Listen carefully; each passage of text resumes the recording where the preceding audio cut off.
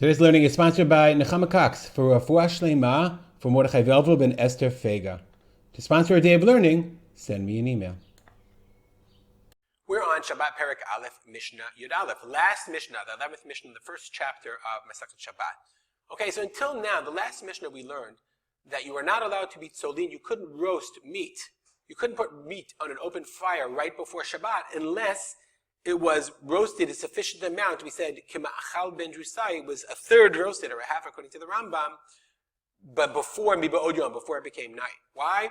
Because there was a problem of the Migzar Shama Yechateh B'Gchalim. Maybe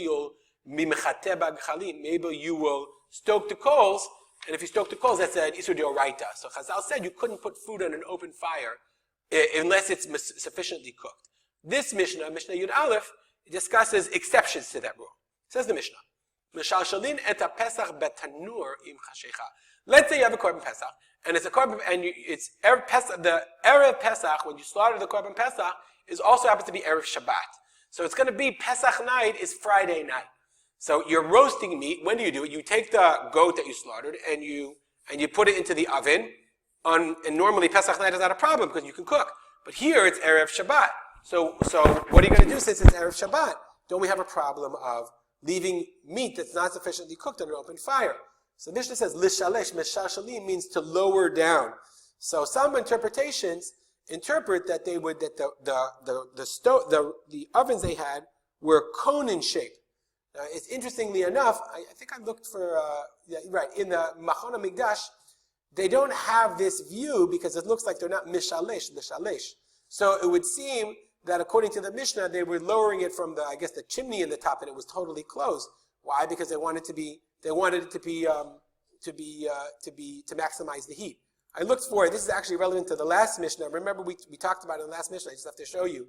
We talked in the last Mishnah about charara agabe gechalim, ktei sheyikrimu paneha. I just have to point that out. So I found this picture. I was looking for ancient ovens, and I found this picture. This is exactly what they would do. They would stick the bread to the side, and it would cook that way. So I imagine they would probably hang the korban on. They would hang it on a spit inside the oven so that it would roast from the oven itself, kind of like shawarma. Okay, so that's what the Mishnah says. But in this case, mishalshalin, you can lower down the Pesach into the tanur, even right before dark. What about Shema Yechateh B'Gechalim? The Bartanura says, Hachashari, here it's permitted. Debnei Chabura Zrizimhem. Because nobody is allowed, you're not even allowed to eat the Korban Pesach alone. You have to have a Chabura. So therefore you're going to be Zrizin, you will act with alacrity. Umedakre ahadadi, they remind each other. Velo atu lachtuye bagchalim, they will not come. Remember we said that term. Yechateh bagchalim, you will not do it. You're not going to do it because the guys in the group are going to remind you, hey, stay back. It's Friday night. Don't stoke the coals. Leave the Korban Pesach. Next, uma'achizin et ha'or b'medurat beit hamoked. You can, in the Beit HaMoked was a place. Let me see if I can find here in the Wikipedia. It was a part. It was a room next to the Azara in the Beit HaMikdash. This is a bird's eye view of the Beit HaMikdash. Here's the Mizbeach. Here's the entrance into the Heichal where the menorah is. The Beit HaMoked stood right outside. It was half in the Beit HaMikdash, some part in and some part out. Right outside, on the outside the Azara. It was like the Kohanim's dressing room. And I showed you the picture a second ago. Here's the picture as it appears in, let me move myself, in the Machon HaMikdash website. This is a partial picture of the Beit HaMoked. Okay, and you can see the Kohanim slept there. And in addition, they had a fire going.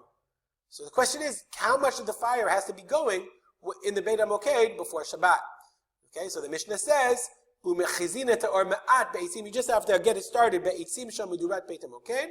just have to get the fire a little bit started. We're not afraid that the Kohanim who are there will stoke the flames and cause it to burn better. The Kohanim zvizim him, because the Kohanim are very careful. Ubigvulim, okay, but outside the gvulim, meaning in the borders, outside the Beit HaMikdash, the fire has to be kedei sheyochaz ha'or beruban.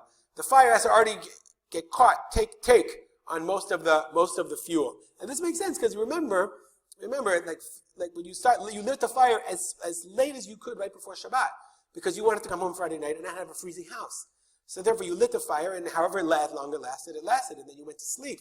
So the point was, the Chazal said you had to be careful on erev Shabbat that the fire had already caught sufficiently that you wouldn't worry and try to, stoke it or whatever accidentally, so you wouldn't have a freezing Shabbat when Shabbat had already started. Rabbi Yehuda says, bepechamin, if we're talking about coals, then kolshu. Then as long as it's lit any amount, it's enough, because the fire is going to light. Once you have the coal is lit, that should be enough, and you don't need any more before Shabbat. We'll stop here. As always, we'll dedicate to learning the memory of my father, Rav Simcha ben Yitzchak Kalman. If you have comments or questions, you can email me. Have a great day.